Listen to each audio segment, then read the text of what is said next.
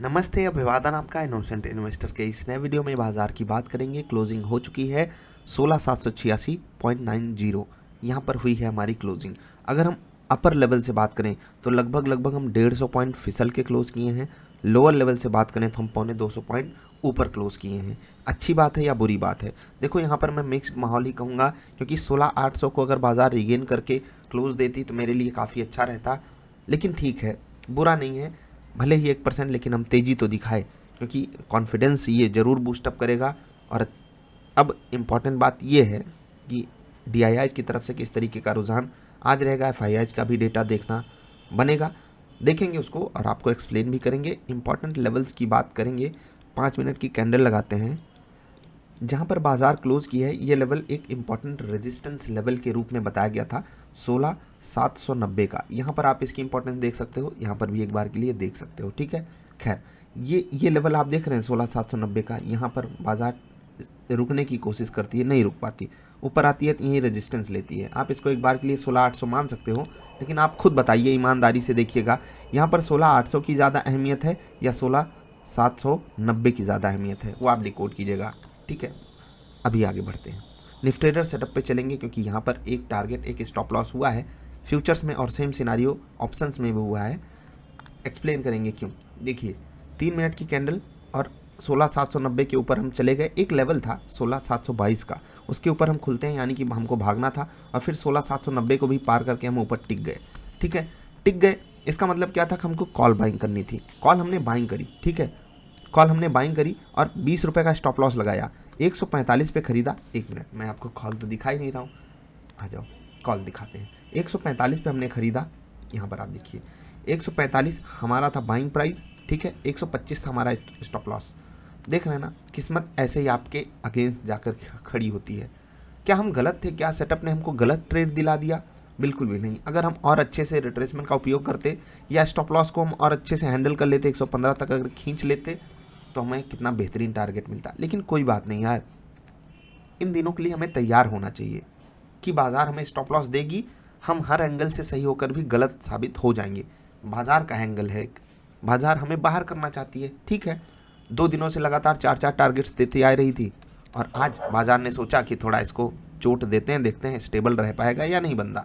ठीक है, तो 3 minute 145 buying price, 125 stop loss. पहले स्टॉप लॉस हिट हुआ और फिर जाकर आपका कोई भी टारगेट होता, 165 का होता, 175 का होता, सब कुछ हिट करती बाजार। लेकिन अफसोस कि हमें पहले स्टॉप लॉस खाना पड़ा।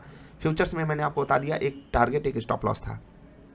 मार्जिन के लिए 130, 140 या 15 मान लो, 150 मान लो, 150 गुणे 50, 7,500, ये होती है मार्जिन की रिक्वायरमेंट। और इससे रिलेटेड एक मैं वीडियो भी लाने वाला हूँ, क्योंकि कुछ दिक्कतें कुछ लोगों को फेस हुई हैं और वो थोड़ी बड़ी दिक्कत है। ठीक है, रिक्वायरमेंट वाली, हेजिंग पोजीशन वाली वीडियो लाऊंगा तो आपको समझाऊंगा। खैर, 7,500 एक लॉट में ट्रेड करने के लिए आपके लिए रिक्वायरमेंट है। अभी 7,500 से आपको मिलता कितना और स्टॉप लॉस कितना गया? 20 पॉइंट का मतलब है 1,000 रुपये। ठीक है, 100 रुपये का ब्रोकरेज मान लो, 1,100 रुपये गए। अब ऐसे ही 25 पॉइंट, 30 पॉइंट या 40 पॉइंट अगर आप टारगेट लेते हो तो 50 की लॉट साइज है, और अगर आप 20 पॉइंट का टारगेट लेते हो तो 1,000 रुपये आपके बन रहे हैं, 100 रुपये माइनस जा रहा है, 900 रुपये आपकी जेब में आ रहा है। ये हो गया जब आप 20-20 गेम खेलते हो, 900 और 1100 का रेशियो बनता है, यानी कि 1:1 से आप कम में रहते हो। क्यों? क्योंकि ब्रोकरेज आपको देनी ही पड़ेगी, चाहे आपको प्रॉफिट हो चाहे आपको लॉस हो। इसीलिए मैं आपको TSL यूज़ करने के लिए बोलता हूँ, और उसका फ़ायदा आपको यहाँ पर दिखाऊंगा। अगली ही कैंडल यानी कि 10 मिनट वाली कैंडल मस्त वाला ट्रेड आपको दिलाती है। टेक्निकल लेवल्स के ऊपर बाजार टिक गई। ठीक है, 16,790 के ऊपर, और हमको यहाँ पर बाइंग करनी थी 120 रुपये। ये था हमारा 120, ये था हमारा यहाँ पर बाइंग प्राइस, और बढ़िया है, बढ़िया बाइंग हमने यहाँ पर करी। थोड़ा सा अगर आप लेट भी होते 122, 125 तक जा सकते थे, कोई दिक्कत नहीं। और यहाँ पर आप देखिए 180 तक भागा है ऑप्शन का प्राइस। ठीक है, मैं 130 भी मान लूँ तो आपको 50 रुपये यहाँ पर मिले हैं। अब 50 रुपये की वैल्यू आपको मैं किस एंगल से समझाऊँ? 120 रुपये पे आप कोई चीज़ खरीद रहे हो, 6,000 का मार्जिन लग रहा है, बहुत ध्यान से समझिएगा, 6,000 का मार्जिन लग रहा है, और 50 पॉइंट का अगर निफ्टी ने आपको मोमेंटम दिखा दिया, निफ्टी ने और ज़्यादा ही मोमेंटम दिखाया, ऑप्शन के प्राइस ने 50 पॉइंट का मोमेंटम दिखाया, तो 2,500 रुपये हैं। अब ये इसके पीछे मैं आपको भागने के लिए नहीं बोल रहा हूँ, मैं सिर्फ ये कह रहा हूँ दोस्त, आपका एक ट्रेड सही हो जाए। जैसे होता क्या है, इस 50 में से मैं मान लेता हूँ कि आपको 40 मिला, या मान लेते हैं 30 मिला, और वहाँ पर आपको 20 गंवाना पड़ा। ओवरऑल 10 पॉइंट आपका है। 10 पॉइंट में से यहाँ पर स्टॉप लॉसेस ब्रोकरेजेस को अगर आप जोड़ दो, 200 रुपये आपके ब्रोकरेजेस चले गए, तो भी जो आपको यहाँ पर 50 × 10 500 मिल रहा था, 300 आपका प्योर प्रॉफिट रहा। ये तब की बात है जब आप एक टारगेट, एक स्टॉप लॉस पाए हो, और एक स्टॉप लॉस ऐसा पाए हो कि आप वहाँ पर लगभग सही थे, बस स्टॉप लॉस हिट ही हो गया किसी तरीके से।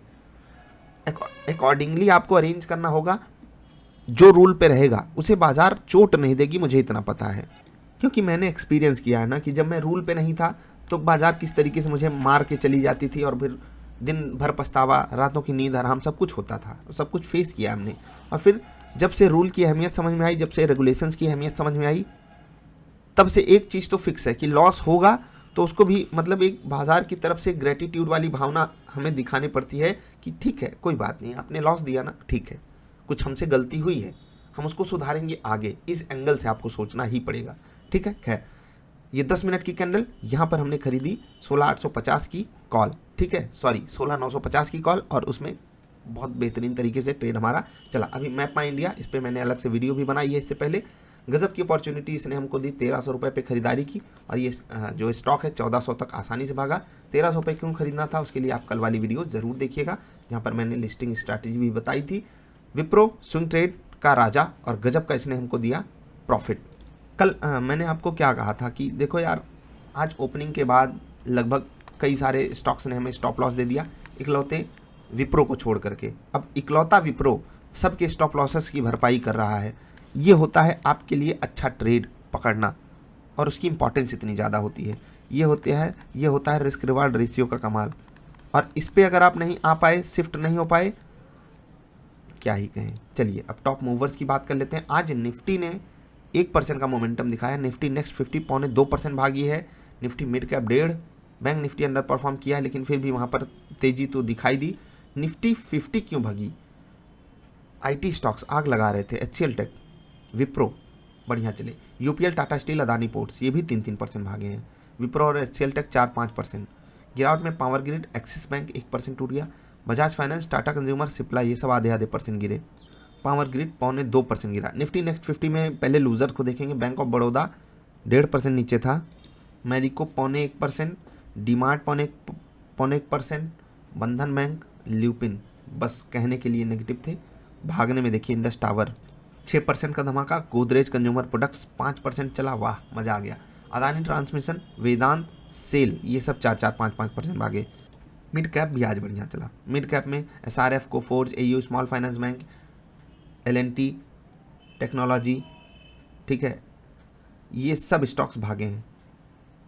गिरावट में इकलौता था श्रीराम ट्रांसपोर्ट, 2% गिरा, बाकी ठीक है, स्टेबल सी गिरावट थी, कोई खास गिरावट नहीं थी, आधे % की।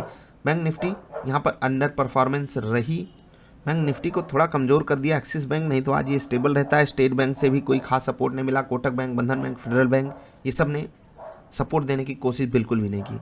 बाकी ICICI बैंक काफ़ी मदद किया। इंडसिंड बैंक, HDFC बैंक तो राजा वाला काम कर रहा था, नहीं तो ये आधे % ऊपर किसी कीमत पे बंद ही नहीं हो पाता। PNB भी बढ़िया चला।